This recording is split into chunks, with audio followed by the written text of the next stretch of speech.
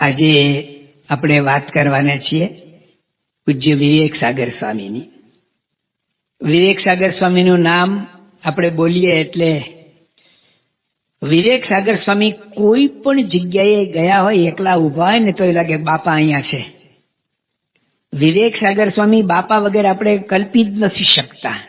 આ આપણી મનની ભાવના જ નથી, પણ વાસ્તવિકતા છે. વિવેક સાગર સ્વામી કેવા છે, એમણે લખેલા પુસ્તકોની અંદરથી એનો ટૂંકો એક પરિચય આપવામાં આવ્યો છે. વિવેક સાગર સ્વામી 1974 થી 2016 સુધી સતત ને સખત પ્રમુખ સ્વામી મહારાજની સાથે વિચરણ જ કરતા રહ્યા છે. મૂળ તો તેઓ ટેકનોલોજી અને વિજ્ઞાનના વિદ્યાર્થી, પરંતુ યોગીજી મહારાજે એમને અધ્યાત્મ માર્ગના યાત્રી બનાવ્યા. ત્યાર પછી અધ્યાત્મ વિષયના ઊંડા અભ્યાસી બનીને એમણે સંસ્કૃત વેદાંતમાં PhD, વાચસ્પતિ સુધી ખેપ ખેડી. મૂળ જૂના સંપ્રદાયમાં એમના પૂજ્ય પિતાશ્રી, ઉત્તર ગુજરાતમાં વિસનગર એમનું ગામ, અને નાનપણમાં ભણવામાં બહુ જ તેજસ્વી. અંગ્રેજી મીડિયમમાં તેઓ કલકત્તામાં ભણતા હતા.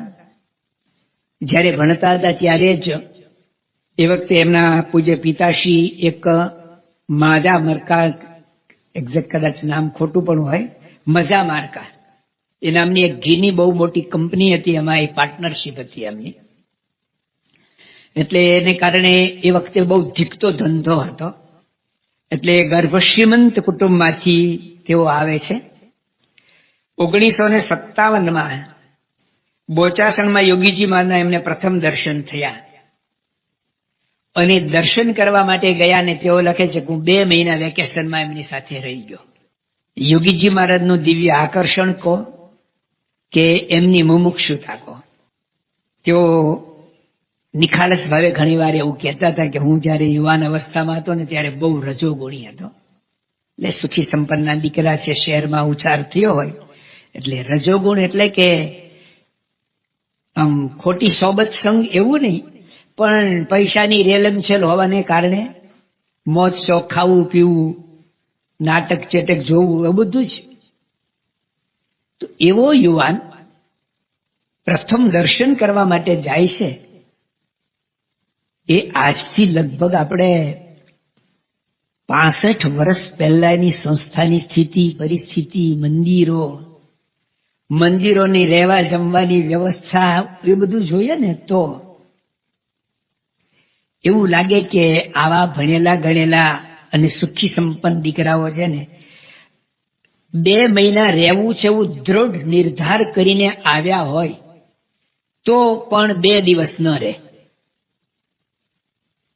ગમે તેટલો દ્રઢ નિર્ધાર કરીને આવ્યા હોય તો પણ 2 દિવસ પણ ન રહે, એવી મંદિરોની સ્થિતિ, પરિસ્થિતિ હતી. એમાં યોગીજી મહારાજ 2 મહિના બોચાસણમાં જ નથી રહ્યા. બોચાસણની આજુબાજુના ઘણા બધા ગામડાઓમાં યોગી બાપાનું વિચરણ હતું, અને એ વિચરણની અંદર એમણે આ બાપાની સાથે રહ્યા અને યોગી બાપાનો સમાગમ કર્યો. અને પછી તો બસ જે એમને લગ્ની લાગી ગઈ,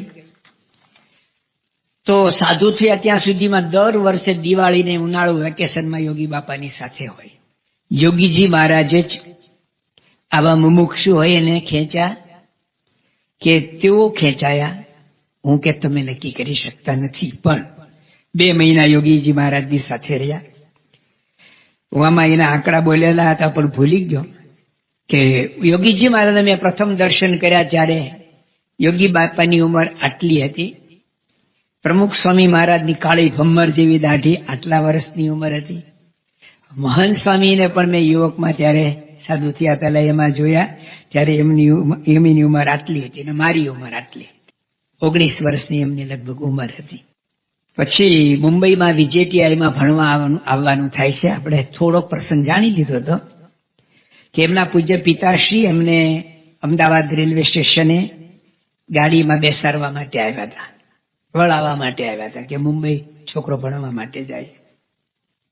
પૂજ્ય કોઠારી સ્વામીના ભાઈ ડોક્ટર પુરુષોત્તમભાઈ, એ પણ એમના નાના ભાઈને મુંબઈ ભણવા જતા એટલે સ્ટેશને મૂકવા માટે આવ્યા હતા. એ જ ટ્રેનમાં, એ જ ડબ્બામાં, એ જ કમ્પાર્ટમેન્ટમાં આ બે મુમુક્ષુઓ ભેગા થયા. અને પછી ઓળખાણ થઈ કે ક્યાં જાઓ છો? મુંબઈ. શેના માટે? તો કે મને ત્યાં એડમિશન મળ્યું છે. કઈ કોલેજમાં? VJTIમાં. બને VJTIમાં.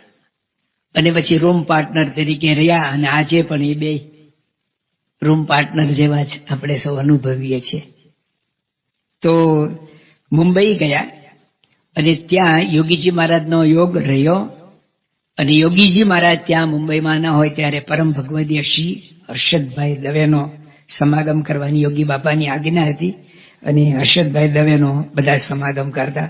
પૂજ્ય ડોક્ટર સ્વામી, કોઠારી સ્વામી, ત્યાગવલ્લભ સ્વામી અને વિવેક સાગર સ્વામી હર્ષદભાઈને ત્યાં છેલ્લા વર્ષોમાં જયારે નક્કી થઈ ગયું કે હવે સાધુ જ થવું છે, ત્યારે તો કોક 3 મહિના, કોક 6 મહિના સુધી એમના ઘરે જ ધામા નાખીને પછી રહ્યા હતા. અને વિવેક સાગર સ્વામીએ લખ્યું ને કે હર્ષદભાઈ દવેનું ઘર એટલે બ્રહ્મ જ્ઞાનનો અખાડો. એ બ્રહ્મ જ્ઞાનના અખાડાની અંદર તૈયાર થયેલા યોગીજી મહારાજે પછી એમને આજ્ઞા કરી કે તમારે સાધુ થવાનું છે. તો મનથી તો બધા તૈયાર જ હતા. અને યોગી બાપાની આજ્ઞા આવી અને 1960માં મુંબઈની અંદર કપોળવાડીમાં 9 યોગેશ્વરોને યોગી બાપાએ દીક્ષા આપી. બધાના માતા પિતાને ધન્યવાદ છે કે એ વખતે પોતાના ભણેલા ગણેલા ગ્રેજ્યુએટ થયેલા બધા છોકરાઓ એવી રીતે સાધુ થવા માટે આપવા પણ યોગીજી મહારાજની એવી સાધુતા. અને સાધુ ત્યાર પછી ગઢડામાં કળશ જયંતિ વખતે 51 યોગેશ્વરોને દીક્ષા આપી. ત્યારે એમને પણ દીક્ષા આપી અને એમનું નામ નારાયણ ભગત પાડવામાં આવ્યું. સાધુ થયા પછી મુંબઈમાં મુકાયા અને એમણે સંસ્કૃતનો અભ્યાસ, બધા સંસ્કૃત ભણતા હતા. પણ વિવેક સાગર સ્વામીએ ભગવાન સ્વામિનારાયણનું જે એક વચન હરિલીલામૃતમાં લખ્યું છે કે એકવાર સંતો પરમહંસો છોટા કાશી જામનગર ગયેલા અને ત્યાં કેટલાક વિદ્વાનોએ અને અમુક પ્રશ્નો પૂછ્યા. જોકે સંતોએ જવાબ સાચા આપ્યા હતા પણ પ્રાકૃત ભાષામાં આપ્યા હતા. એને સંસ્કૃતમાં કઈ જવાબ જોતા હશે. સંતો એટલું સંસ્કૃત ભણેલા ન હતા એટલે વિદ્વાનોએ થોડી ઠઠ્ઠા મસ્કરી કરી કે બધા સ્વામિનારાયણમાં અભણ ટોળી ભેગી થઈ છે એવું કઈ. આ તો યોગી બાપાએ જેવા સાધુ થયા ને, યોગી બાપાએ કહ્યું એટલે સંતો ભણતા પણ એવું કહેતા કે ત્યારે સંસ્કૃત ભણવાનો એવો કંટાળો આવતો ને, કારણ કે કોલેજમાંથી ભણતા ને ત્યારે છેલ્લા વર્ષોમાં જયારે સાધુ થવાનું નક્કી થયું ને ત્યારે તો હાશ. અને એમાં પાછું ભણવાનું આવ્યું. મોટા પુરુષની રુચિ. યોગી બાપા અને સંસ્કૃત ભણેલા નહોતા ને પણ એ ગણેલા હતા. એમણે જાણ્યું કે ભવિષ્યમાં સંપ્રદાયની પુષ્ટિ માટે ભગવાન સ્વામિનારાયણની જે આજ્ઞા છે એ પ્રમાણે સંતો તૈયાર થાય એ અતિ હિતાવહ છે. અને એનું બીડું જો વધારે સૌથી કોઈએ ઝડપ્યું હોય તો પૂજ્ય વિવેક સાગર સ્વામીએ. વિવેક સાગર સ્વામીએ સંસ્કૃતની અંદર ખૂબ પારંગતતા મેળવી. તેઓ ભણતા ત્યારે પછી નાના જે સંતો, નવા સંતો હોય એને ભણાવવાનું કાર્ય કરતા. પૂજ્ય કોઠારી સ્વામી પણ મંદિરનો કોઠાર સંભાળવાની સાથે, કોઠારી પદુ સંભાળવા સાથે સાથે પણ ભણાવતા હતા. તો વિવેક સાગર સ્વામી ભણાવવામાં પણ બહુ જ કુશળ. તેઓ જયારે ત્યાગી થયા ને ત્યારે એમને પાર્ષદ અવસ્થામાં 20 વર્ષ સુધી રહેવાનું થયેલું છે. 1960માં એને દીક્ષા લીધી. 61માં તે 81માં ભગવાન સ્વામિનારાયણ દ્વિશતાબ્દી પ્રસંગે પ્રમુખ સ્વામી મહારાજે ક્રાંતિ કરી અને બધી જ્ઞાતિના બધાને સાધુ બનાવ્યા. એ પૂર્વે સ્વામિનારાયણ સંપ્રદાયની અંદર હજી પણ કેટલાક જગ્યાએ અમુક જ્ઞાતિઓને ત્યાગાશ્રમની દીક્ષા નથી મળતી. આપણે ત્યાં ત્યાગાશ્રમની દીક્ષા મળતી પણ એને પાર્ષદ અવસ્થામાં રહેવાનું હતું.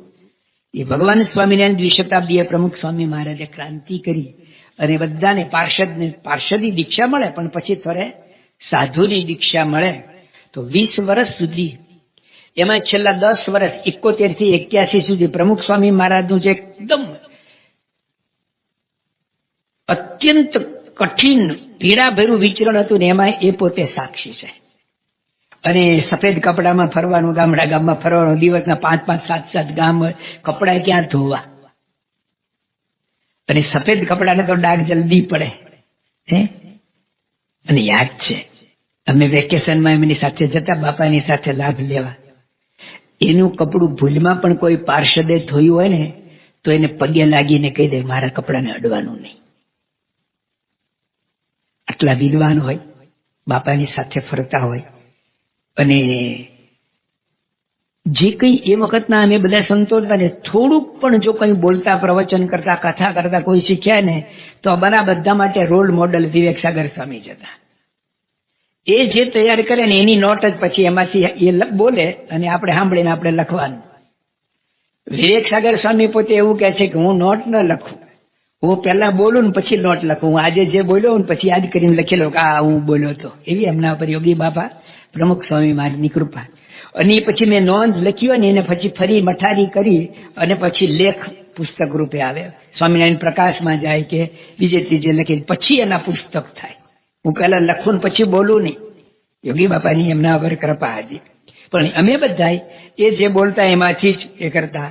તો 20 વર્ષ સુધી એમણે કોઈના કપડાં કોઈને ધોવા આપ્યા નથી.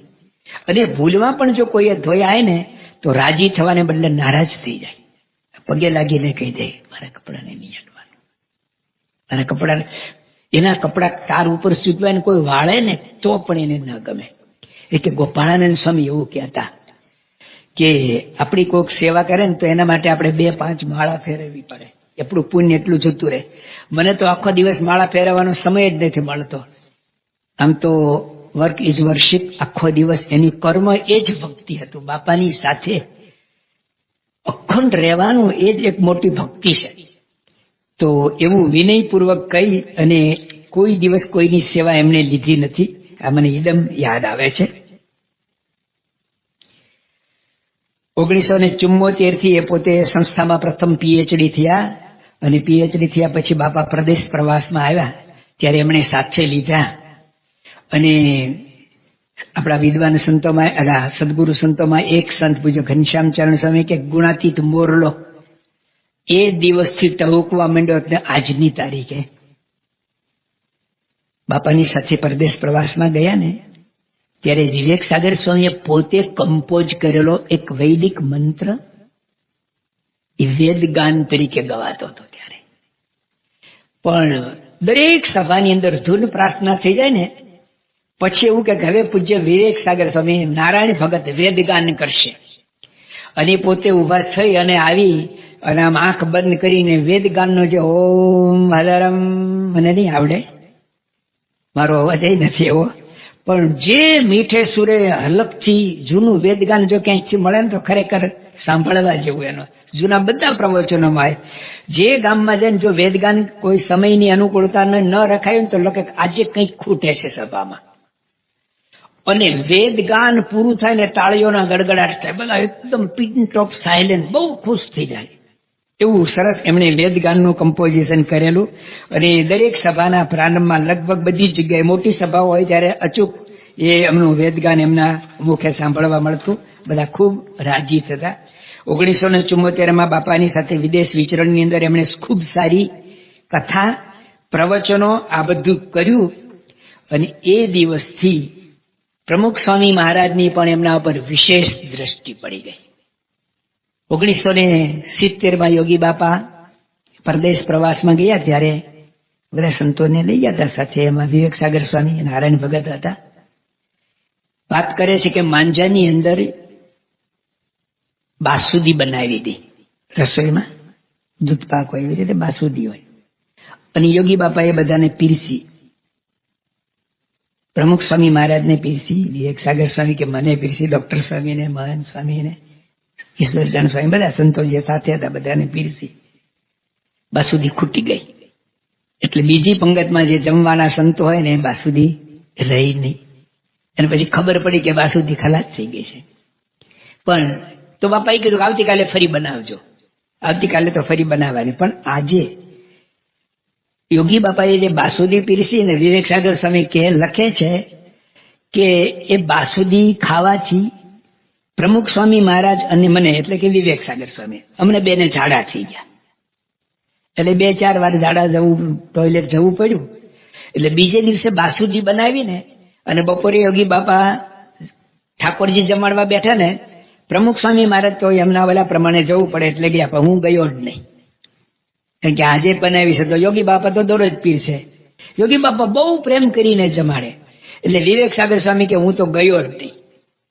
અને બધા જમવા બેઠા ને યોગી બાપાએ આમ જોયેલું કે નારાયણ ભગત ક્યાં છે?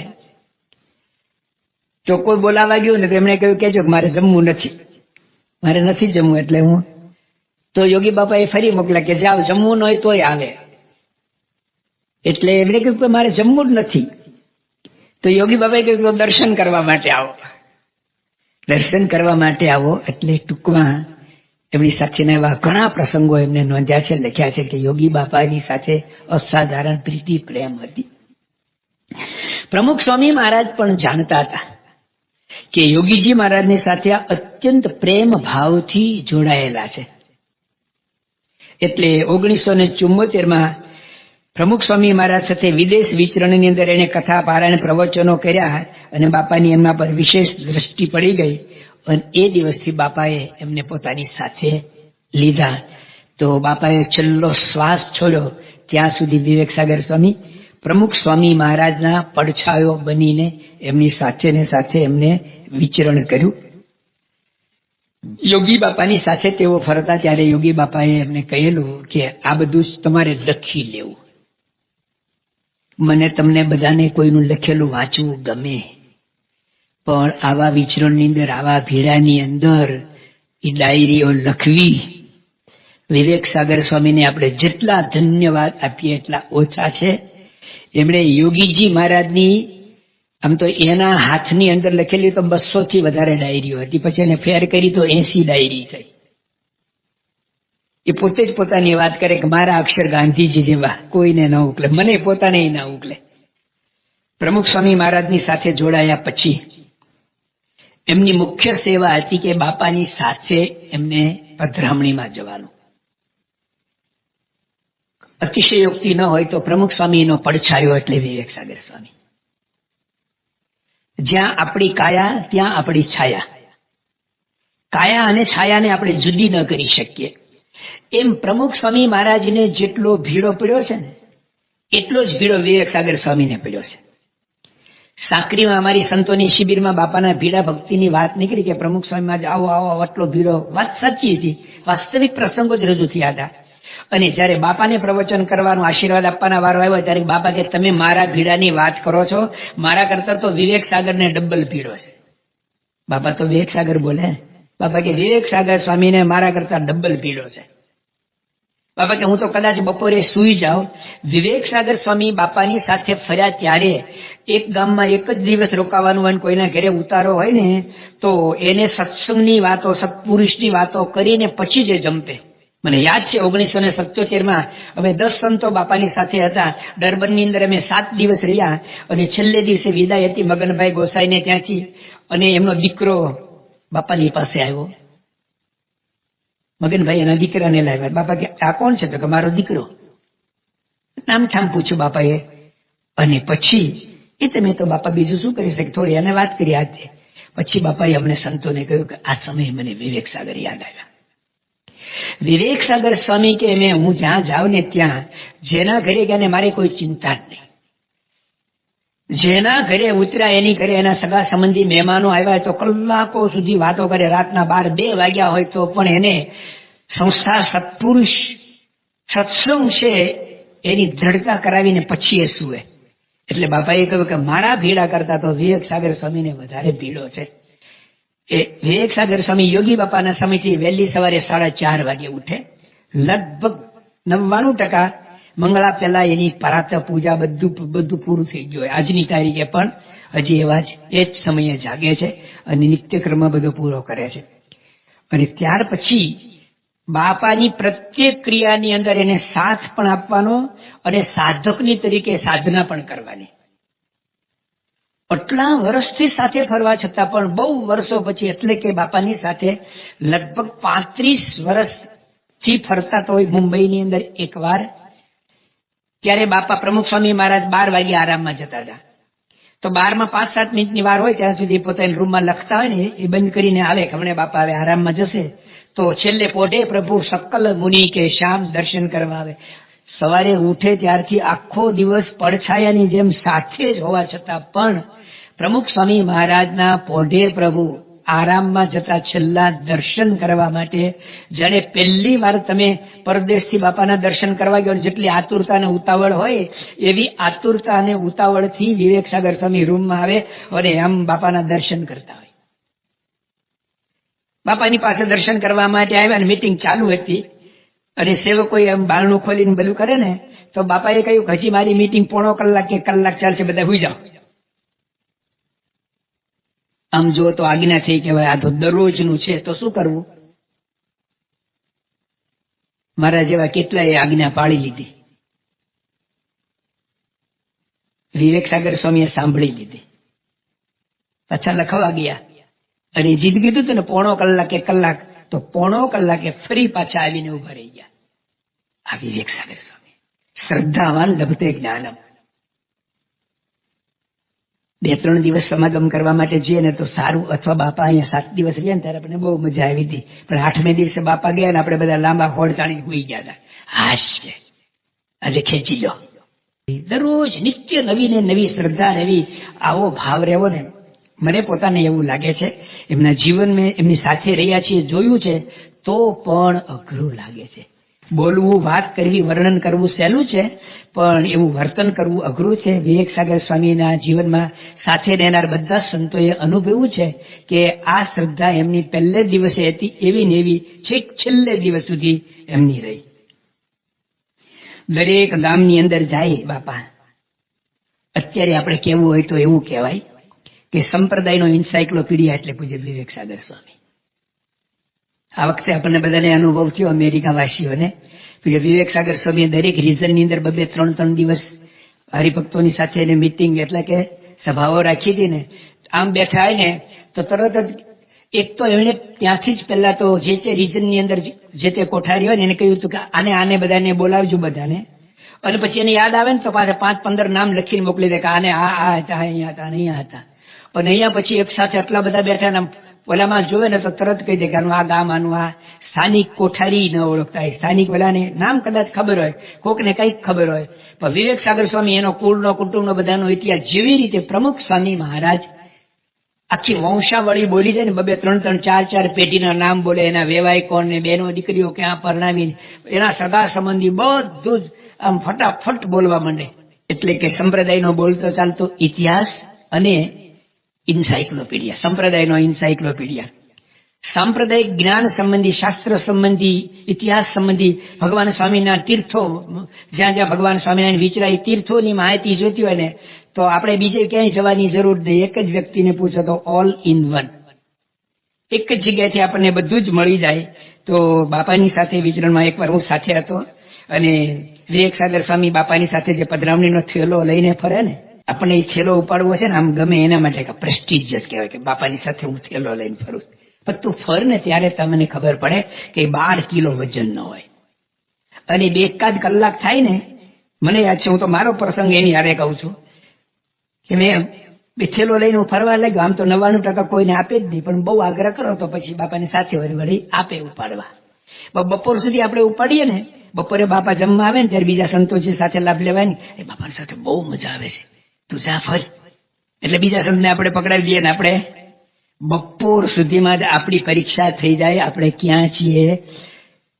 40 વર્ષ સુધી બાપાની સાથે આવી રીતે ફર્યા. એને કોઈને થેલો પકડાયો નથી.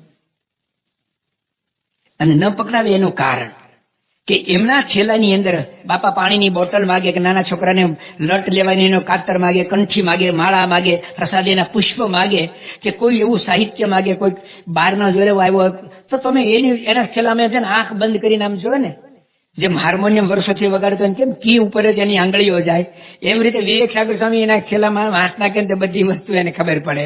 અને મારા જેવાને આપતા ટાઈમ લાગે એટલે પછી એ ફાવે નહીં. તો એને કોઈ દિવસ એ થેલાની સેવા એમણે વર્ષો સુધી બાપાની સાથે રહી અને આવી રીતે કરી.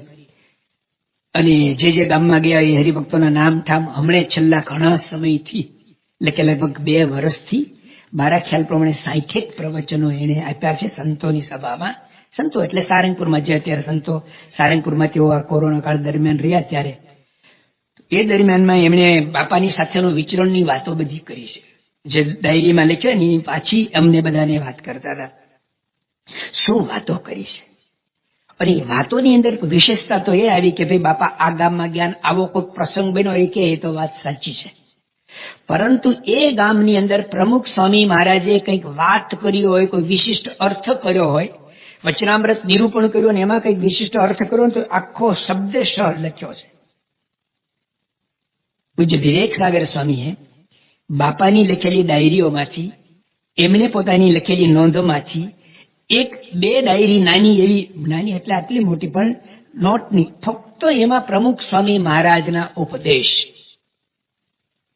લૌકિક રીતે હું કહું છું કે કોઈ પ્રમુખ સ્વામી મહારાજ શું છે એ ન જાણતા હોય, કોણ છે ન જાણતા હોય, અને પ્રમુખ સ્વામી મહારાજ પ્રવચન કરે ને વિવેક સાગર સ્વામી એક સભામાં પ્રવચન કરે ને તો એને એવું લાગે કે આ તો ખરેખર જબરજસ્ત વિદ્વાન છે. વિવેક સાગર સ્વામીની પ્રવચન કરવાની કળા, યોગી બાપા પ્રમુખ સ્વામી મહારાજના એના ઉપર 4 હાથ ગણો કે એની મહેનત ગણો. પણ પ્રાસંગિક પ્રવચન કરવાનું હોય, વાર તહેવાર ઉત્સવ સમયા હોય, અથવા તો કોઈ બારે વિશિષ્ટ સભા હોય, કોઈ વિશિષ્ટ રીતે કઈ આયોજન થયેલું હોય અને ત્યાં આગળ પ્રાસંગિક પ્રવચન કરવામાં તો એ મહાર કહેવાય. એના જેવું કોઈ પ્રવચનકાર આપણે જોયું નથી. એટલું સુંદર પ્રવચન કરી શકે. અને પ્રમુખ સ્વામી મહારાજ તો તમે કહે ને, અમારે ઘનશ્યામચરણ સ્વામી કહે ને, કાચો ચણા અને શેકેલા ચણા વાવવા હોય તો કયા ઉગે. ભલે બાપા સાવ સાદી સરળ ભાષામાં બોલે ને, પણ એ કોકની સામે જોયે, કોઈકને બોલે ને કે સાધુ થાય તો એ સાધુ થઈ જાય તરત. પણ પ્રમુખ સ્વામી મહારાજની એવી સાદી સરળ વાણી ભાષામાં પણ કોઈક એવું સૂત્રાત્મક, સત્યાત્મક, સિદ્ધાંતિક વાક્ય આવે ને એની ડાયરીમાં લખ્યું, એઝ ઇટ ઇઝ લખ્યું હોય. એમની સાથે બીજા મહાનુભાવો કોઈ આવ્યા, મળવા મુલાકાતીઓ આવ્યા, એના જીવનમાંથી કઈ ઉદ્ગાર નીકળી ગયો હોય, પ્રમુખ સ્વામી મહારાજ માટે કંઈક બોલાયું હોય, સારું બોલાયા ને તો વિવેક સાગર સ્વામી એઝ ઇટ ઇઝ, એને એ જે બોલ્યા ને એ જ. કેટલીક વાર છેલ્લે બાપાની બાજુમાં એક નાનું ટેપ રેકોર્ડ પણ મૂકતા હતા, બાપા જે બોલ્યા એમાં આવી જાય. તો કોઈ મહાનુભાવ આવ્યા ને બાપાની સાથે બોલ્યા, એમાં જે ટેપ થયું હોય ને, વિવેક સાગર સ્વામીની ડાયરીમાંથી વાંચો તો એઝ ઇટ ઇઝ એજ, એક શબ્દ કાનો માત્ર વધારીને ન લખે. આ બ્રહ્મની વાણી કહેવાય, એ બ્રહ્મનાદ કહેવાય. એમાં મારે તમારે કઈ સુધારો કાનો માત્રનો કઈ ન કરાય. મહાન સ્વામી મહારાજ 2017 આવ્યા ને તો એમણે લખ્યું, આપણું સંપેલું પરિવાર, આપણું સંપેલું પરિવાર. બધા વાંચે ને તો શું કે, શું હોવું જોઈએ? આપણો સંપેલો પરિવાર, બરાબર? આપણો સંપેલો પરિવાર. મહાન સ્વામી મહારાજે લખ્યું, આપણું સંપેલું પરિવાર. આપણે કઈ ફેરફાર ન કર્યો, બ્રહ્મ વાક્ય છે, બ્રહ્મના અક્ષરે લખાયું છે, બ્રહ્માક્ષરમ. વિવેક સાગર સ્વામી બાપાની સાથે પડતા પીએચડી છે, આટલા વિદ્વાન હોવા છતાંય પ્રમુખ સ્વામી મહારાજના શબ્દમાં કાના માત્રનો એ સુધારો ન કરે. આટલો એને બાપાનો બ્રહ્મ ભાવનો માહિમા સાક્ષાત્કાર કે બ્રહ્મ વાક્ય કહેવાય, એમાં મારાથી કોઈ સુધારો થાય નહીં. તો બાપાની સાથે ફરીને બાપાના શબ્દો પ્રવચનો એમણે લખ્યા, એનો પ્રવાસ લખ્યો. અને રામાયણમાં જેમ એક સુક્તિ એટલે કે ચોપાઈ છે, એ ચોપાઈને વિવેક સાગર સ્વામીએ સાર્થક કરી. ચોપાઈ શું કે છે? રામ સિંધુ ઘન સજન ધીરા, ચંદન તરુ હરિ સંત સમીરા.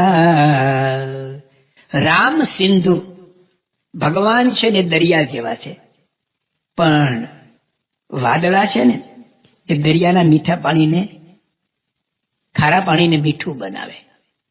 ભગવાન રામ છે ને એ ચંદનનું વૃક્ષ છે, પણ પવન છે ને એ ચંદનના વૃક્ષની સુગંધ બહાર સુધી લઈ જાય.